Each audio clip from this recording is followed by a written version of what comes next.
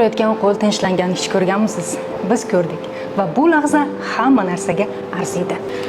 Men UMCdan Nazira. Keling sizga hozir batafsil ma'lumotni aytib beraman.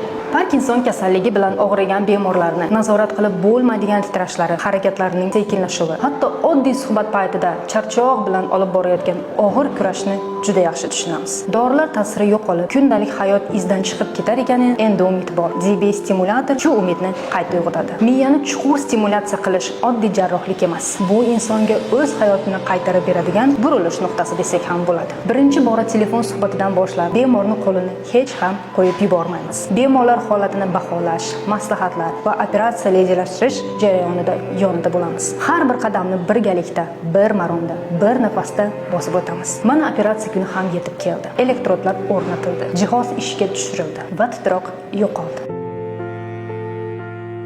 Bu sukunat aynan shuning uchun mehnat qilamiz. Bu shunchaki davolash emas. Bu insonning hayotini qayta his eta boshlaydigani, o'z hayotini yana izga sola olgani muhim narsa. U yana yaqinlarini bag'riga, o'z ruhiga va o'z oilasiga qaytadi. Biz UMC jamoasi bu qaytishning guvohi bo'lamiz va har doim bemorlarning yonidamiz.